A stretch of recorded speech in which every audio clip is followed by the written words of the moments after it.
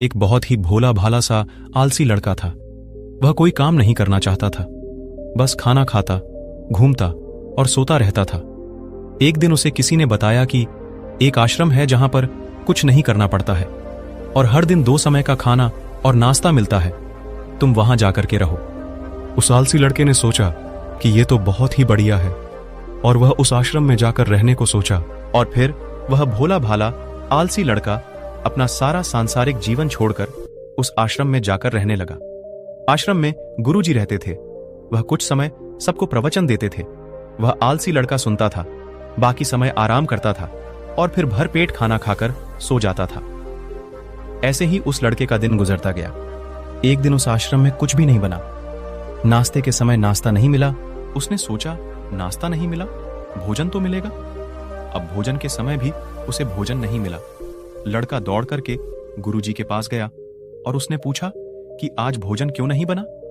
गुरुजी ने कहा कि बेटा, आज एकादशी है और जितने भी आश्रम के सदस्य हैं उनका उपवास है और तुम्हारा भी आज उपवास है। आज भोजन नहीं बनेगा। वह लड़का आलसी था और उसे भूख भी बहुत लगती थी। उसने गुरुजी से बोला कि मैं उपवास नहीं रहूंगा, मुझे भूख लगी है, मैं खाना खाऊंगा। गुरुजी ने बोला, ठीक है, जाओ भंडारे में से सामान लेकर के आओ और आश्रम में नहीं बाहर ले जाकर के बना लो, लेकिन याद रखना भोजन बनाने के बाद सबसे पहला भोग भगवान को लगाना और फिर तुम प्रसाद खाना। वह लड़का बोला, ठीक है, और फिर अनाज लेकर नदी की ओर पहुंचा। भोजन पकाने लगा। भोजन तैयार हुआ। उसके बाद कहने लगा कि भगवान श्री राम, आइए पधारिए, भोग लगाइए। अब जब उसे लगा कि भगवान तो आ नहीं रहे हैं, तो फिर कहने लगा कि मुझे मालूम है आपको तो अच्छा खाने की आदत है, मैं बना नहीं पाया और मुझे अच्छा भोजन बनाना भी नहीं आता, लेकिन जो भी रूखा सूखा बना है आकर खा लीजिए। भगवान श्री राम उसकी सरलता पर बहुत ही प्रसन्न हुए और उस लड़के को दर्शन दे दिए। उसने देखा कि भगवान श्री राम आए हुए हैं और उनके साथ में माता सीता भी आई हुई है, लेकिन लड़के ने सिर्फ 2 लोगों के लिए ही भोजन बनाया था, एक अपने लिए और दूसरा भगवान के लिए। और अब क्योंकि भगवान के साथ माता सीता भी आई हुई थी, तो उसने उस भोजन को माता सीता और भगवान के सामने ग्रहण करने के लिए रख दिया। भगवान श्री राम और माता सीता ने भोजन किया और उसके बाद जब वह जाने लगे तो यह भोला सा आलसी सा लड़का बोला कि प्रभु, आप आए, दर्शन दिए, बहुत अच्छा लगा, मुझे खाने को कुछ नहीं मिला, लेकिन कोई बात नहीं, लेकिन आपसे एक विनती है कि अगली बार जब आप आएंगे तो कितने लोग आएंगे ये बता दीजिए, ताकि मैं उतने लोगों के लिए भोजन बनाकर रख सकूं। भगवान श्री राम मन ही मन मुस्कुराए और फिर अंतर ध्यान हो गए। लड़का आश्रम गया।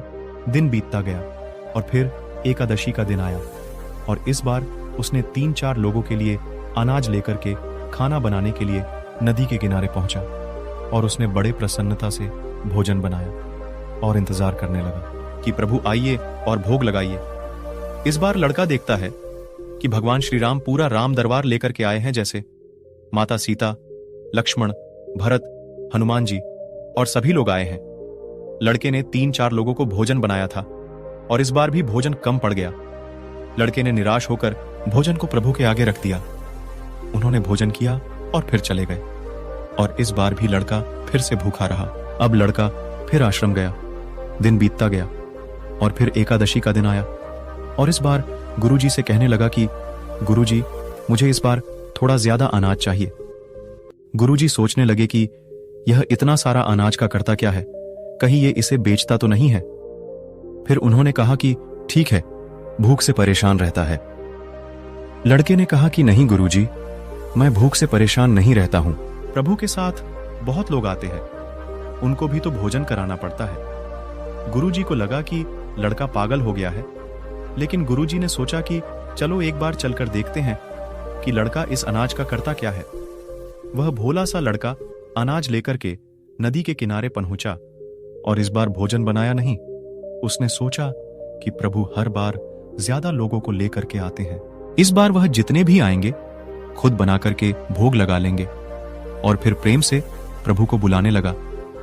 गुरुजी ये सब छुपकर देख रहे थे कि ये भोजन तो बनाया नहीं और प्रभु को बुला रहा है, लेकिन लड़के ने देखा कि इस बार प्रभु के साथ बहुत से लोग आए हुए हैं, तो उसने प्रभु के सामने हाथ जोड़ करके कहा कि प्रभु माफ करना, आप बहुत सारे लोग आते हो, मुझे संख्या पता नहीं होती है और मेरी हिम्मत भी नहीं होती है कि इतने सारे लोगों के लिए भोजन बनाऊं। आप स्वयं आइए, बनाइए, खाइए और भोग लगाइए। प्रभु मुस्कुराते हैं और अपने साथ आए सभी लोगों के साथ मिल करके भोजन बनाते हैं। गुरुजी ये सब छुप करके देखते हैं और फिर लड़के के पास आकर के कहते हैं कि तुम ये कर क्या रहे हो। लड़का कहता है कि गुरुजी, आपको दिख नहीं रहा है कि भगवान श्री राम पधार चुके हैं, मां सीता आई हुई है, हनुमान जी आए हैं और भी सभी लोग आए हुए हैं, भोजन बन रहा है। गुरुजी ने बोला कि पागल हो गया है, मुझे तो कोई दिख नहीं रहा है। लड़का गुस्सा हो गया और बोला, प्रभु आप ये क्या कर रहे हो? एक तो मुझे भूखा रखा है और गुरुजी को दर्शन नहीं दे रहे हो। जो मुझे पागल समझ रहे हैं, कृपा करके गुरुजी को दिख जाओ। भगवान बोले, नहीं, मैं इन्हें नहीं दिख सकता। लड़का बोला, क्यों नहीं दिख सकते? मेरे गुरुजी तो बहुत महान हैं, बहुत बड़े ज्ञानी हैं। भगवान बोले, हां ज्ञानी होंगे, लेकिन तुम्हारी तरह सरल नहीं है। जो सरलता तुम में है वो तुम्हारे गुरुजी में नहीं है। लड़के ने ये बात गुरुजी से कह दी कि भगवान श्री राम कह रहे हैं कि आप में सरलता नहीं है, आप मेरी तरह सरल नहीं हैं, इसलिए आपको नहीं दिख सकते। लड़के ने ये बात गुरुजी से कह द गुरुजी की आंखें नम हो गईं और रोने लगे और बोले कि बिल्कुल सही कहा, मेरे अंदर तुम्हारे जितना सरलता नहीं है, और फिर माफी मांगने लगे। फिर भगवान ने गुरुजी को भी दर्शन दिए। ये कहानी हमें सिखाती है कि जीवन में सरलता सबसे आवश्यक है। जितने सरल बने रहेंगे उतना जीवन में उतना ही आगे बढ़ते चले जाएंगे। जब आप सरल होते हैं तो आप खुद भी मुस्कुराते हैं और दूसरों को भी मुस्कुराने की वजह देते हैं। आशा करता हूं कि यह वीडियो आपको पसंद आई होगी। अगर आपको इस कहानी से थोड़ी सी भी सीख मिली है तो वीडियो को लाइक करके चैनल को सब्सक्राइब जरूर कर दें। मिलते हैं अगली वीडियो में। धन्यवाद।